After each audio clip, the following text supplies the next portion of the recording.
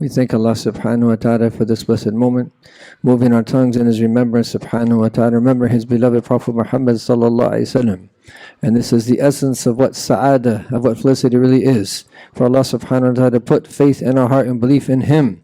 And for us to have our hearts inclined towards the one who is the most beloved of to Him of all, more than any other person or any other thing, Sayyidina Muhammad sallallahu alayhi wa sallam.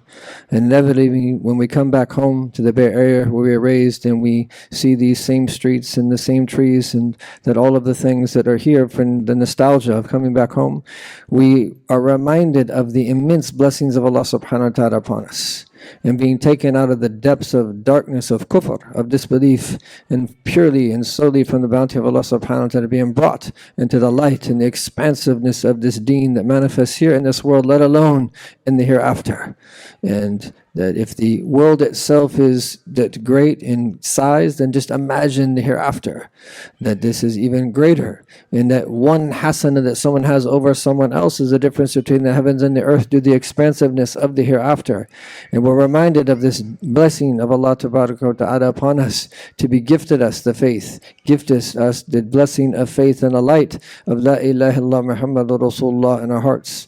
And one of the things that we've seen from the blessed people of Allah is that they have this amazing ability, despite being in the weeds at times and going through all the difficulties that we experience from the various vicissitudes of life, is that they have an ability to always be aware of the big picture, to be aware of the ultimate affair, where it is that we are returning back to the everlasting abode of the hereafter.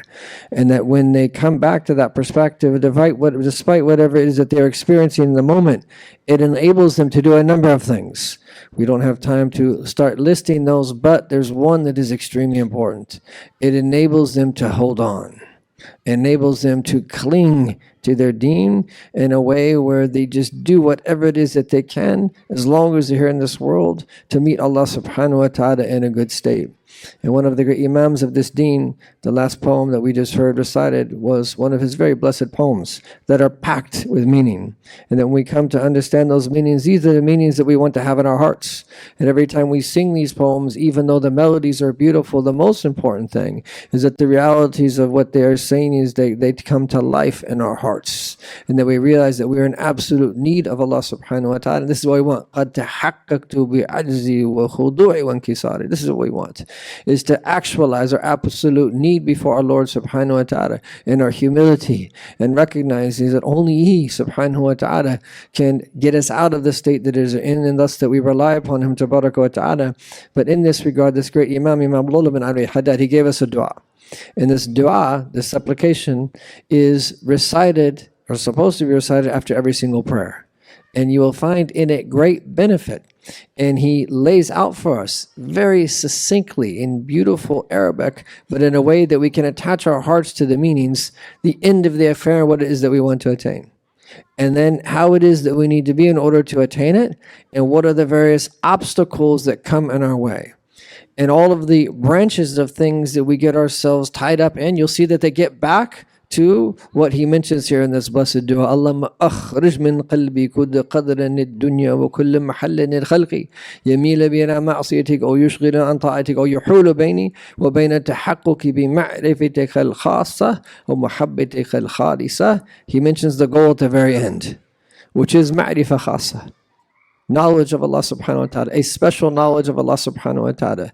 That coming to know our Lord, and coming to know our Lord is not some abstract meaning. Yes, is that it is that mystical nature when the veil is lifted from the heart, which is the highest dimension of that. But there is a way by finding our purpose, when we're connected to it, to live a life of purpose, rooted in knowledge, devotion, and service, that every single manifestation of what we do, which in reality is ibadah, is a type of worship, is that it's a type of knowledge of Allah. It's a type of manifestation of knowing Him that begins with fa'lam annahu la ilaha illallah. Know that there is only one God, and then after we build on that, and we move up in degrees of those meanings.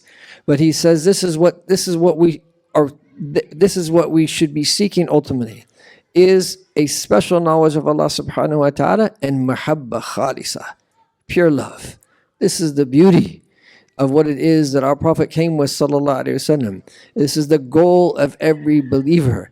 This is where we will eternally be enriched in these meanings forever and ever. And the goal here in this life is to plant those seeds. But that's where we started at the end. He actually starts with the obstacles themselves. And then the way that we get there in the middle is being in a state of obedience and protecting ourselves from being dragged into acts of disobedience that will stain our hearts and be an obstacle for us in the path, or to preoccupy us from the worship that it is that we just mentioned that we need to do, or anything that comes between us and those ultimate realities that we are seeking. So he asked, and he started this dua by saying, Allahumma akhrij min qalbi, because the reality is everything that we do starts in the heart. So he asked Allah to remove from his heart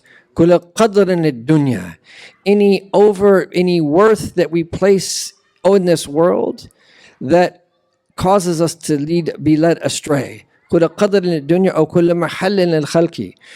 any station that people have in our heart that then leads us to an act of disobedience or preoccupies us from an act of worship, or comes between us and the ultimate goal, which is none other than to know our Lord subhanahu wa ta'ala, and to that attain the purest and most beautiful love of him subhanahu wa ta'ala. And when we say this dua over and over again, this helps us in every single decision that we make during the day, every single affair that it is that we go through, everything that we go through during the day.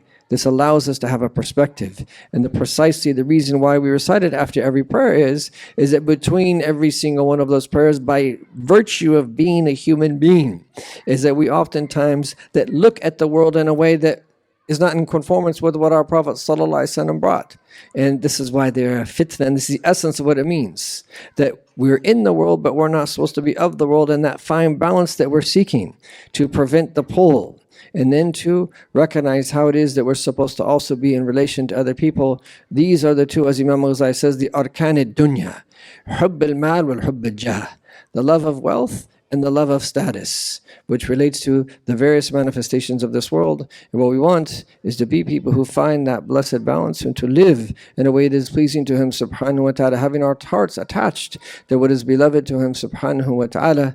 And unfortunately, we have to stop here. But we ask Allah subhanahu wa ta'ala to give us tawfiq and to remove us from our hearts, Ya Arhamar Rahimin, is that any worth that we place for this world, or that any station that we're seeking in the heart of a human being, that it leads us to an act of disobedience, Ya Arhamar, or preoccupies us from that being in a state of worship of him, or comes between us and having realized within us and attaining, is that the special knowledge of Allah subhanahu wa ta'ala and that pure love of him tabarak wa ta'ala. May Allah subhanahu wa ta'ala keep us all together and to bless us in this gathering, and as we go through life, and those that are going to return to him subhanahu wa ta'ala, may we meet again, and may we meet again on Yawm al-Qiyamah, and may we meet again at the Hawd of the Prophet sallallahu alaihi wasallam, and may we meet again inshallah ta'ala in the highest levels of paradise. And our teachers and what we're taught is to not just come together like this and then just depart and to think that these gatherings don't have meanings. What we hope is that the seeds for the attainment of that are planted every time that it is that we come together, such that all of our needs inshallah are taken care of, those of this world, those of the hereafter, those of in the barzakh, and those of the hereafter. Ya Arhamar Rahmin, we ask Allah subhanahu wa ta'ala for tawfiq and sa'adah in this world and the hereafter. Wa sallallahu ala Sayyid Muhammadin wa ala alihi wa sahbihi wa sallam, walhamdulillahi rabbil alamin.